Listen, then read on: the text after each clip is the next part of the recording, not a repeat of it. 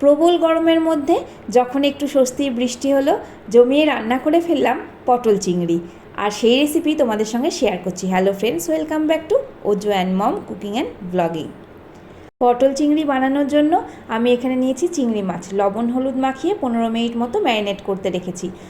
আর এক জায়গায় নিয়েছি আলু দুটো মাঝারি সাইজে ডুমো ডুমো করে কেটে লবণ হলুদ মাখিয়েছি।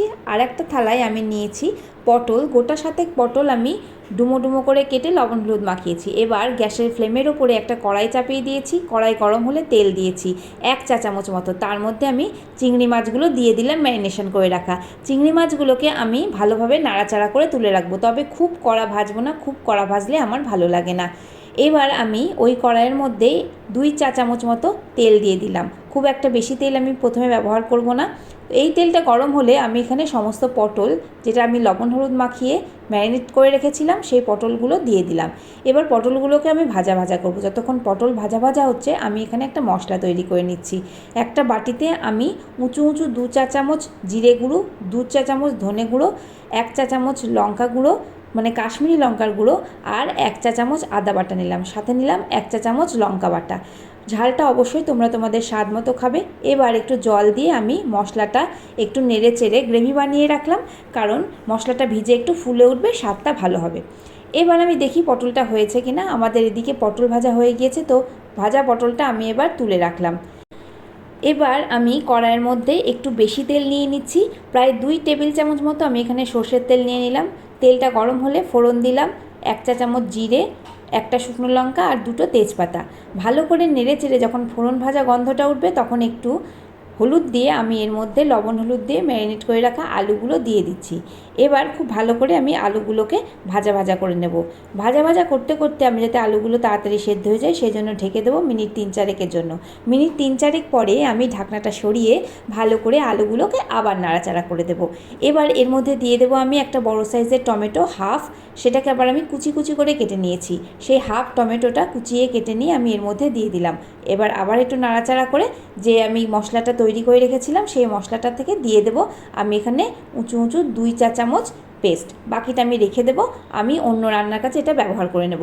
এবার এই পেস্টটা দিয়ে আমি খুব ভালো করে আলুটা কষাতে শুরু করলাম। এবার ভালো করে নেড়ে চেড়ে আলুগুলোকে আমি কষাতে কষাতে এর মধ্যে ভেজে রাখা পটলগুলো দিয়ে দিচ্ছি। ভেজে রাখা পটলগুলো দেওয়ার পরে আমি একসাথে আলু আর পটলটা আবার তেলের মধ্যে ভালো করে মশলার সাথে কষিয়ে নেব। এর মধ্যে আমি দিয়ে নিচ্ছি স্বাদ মতো চিনি বা মিষ্টি। তোমরা চাইলে মিষ্টিটা স্কিপ করতে পারো, যাদের অসুবিধা আছে তারা কিন্তু মিষ্টিটা দিও না। এবার নাড়তে নাড়তে আমি এর মধ্যে সামান্য একটুখানি জল দিয়ে দিচ্ছি, প্রায় 2 থেকে 3 টেবিল চামচ মতো জল আমি এর মধ্যে দিয়ে দিচ্ছি। এবার আবার ভালো করে আমি নাড়তে শুরু করলাম। এবার আমি নাড়তে নাড়তে যখন দেখব যে আলুটা প্রায় বেশ খানিকটা সেদ্ধ হয়ে গিয়েছে, তখন এর মধ্যে আমি যে ভেজে রাখা চিংড়ি মাছ আছে সেগুলোকে দিয়ে দেবো। ভেজে রাখা চিংড়ি মাছগুলো দিয়ে আমি আবার ভালো করে রান্নাটা কষিয়ে নেব। রান্নাটা যখন কষানো হয়ে যাবে তখন আমি এর মধ্যে জল দিয়ে নেব। যে থালাটায় আমি চিংড়ি মাছ আর পটলটা ভেজে রেখেছিলাম সেই থালাটায় আমি জল দিয়ে একটু ধুয়ে দিয়ে দিলাম আর ঢেকে দিলাম যাতে ফুটে ওঠে তাড়াতাড়ি। যখন ফুটে উঠবে ঝোলটা তখন আমি আরেকটুখানি নাড়াচাড়া করব। কতক্ষণ নাড়াচাড়া করব? যতক্ষণ না আমার আলুগুলো ভালোভাবে সেদ্ধ হয়ে যায়। তবে আলুটা তো আগেই বেশ খানিকটা সেদ্ধ হয়েছিল, সেজন্য সময় খুব একটা বেশি নেবে না। এরপরে লবণ মিষ্টিটা আমি চেক করে নিই, যেটা দরকার সেটা দেবো। আমার এখানে একটু লবণ লাগতো, সেজন্য আমি এখানে একটুখানি লবণ অ্যাড করলাম আর আবার একটুখানি মিনিট 3-4 জন্য ঢেকে দিলাম। মিনিট 3-4 পরে আমি দেখব যে আলুগুলো কিন্তু আমার পুরোটাই সেদ্ধ হয়ে গিয়েছে। এবার যখন আলুটা সেদ্ধ হয়ে যাবে মিনিট 2 ফুটিয়ে আমি লো ফ্লেমে 5 মিনিট রেখে দেব যাতে তেলটা কেটে বেরিয়ে আসে। মিনিট 5 লো ফ্লেমে তেলটা কেটে বেরিয়ে আসলে কিন্তু আমাদের রান্নাটা একদম রেডি। গ্যাসের ফ্লেমটা অফ করে দেবো আর অবশ্যই স্ট্যান্ডিং টাইমে দেবো 5 থেকে 7 মিনিট। 5 থেকে 7 মিনিট স্ট্যান্ডিং টাইমে রাখলেই আমাদের বৃষ্টির দিনে খাওয়ার জন্য দারুণ সুন্দর পটল চিংড়ি রেডি হয়ে যাবে। যদি ভালো লাগে অবশ্যই লাইক শেয়ার কমেন্ট করো। নতুন বন্ধুরা প্লিজ চ্যানেলটাকে ভালোবেসে পাশে থেকো, প্লিজ সাবস্ক্রাইব করে নিও। অবশ্যই বেল বাটন ক্লিক করো যাতে আমাদের দেওয়া ভিডিও তোমাদের কাছে পৌঁছায় সবার আগে। আর এতক্ষণ ধরে যে ভিডিও দেখলে তার জন্য জানাই অসংখ্য ধন্যবাদ।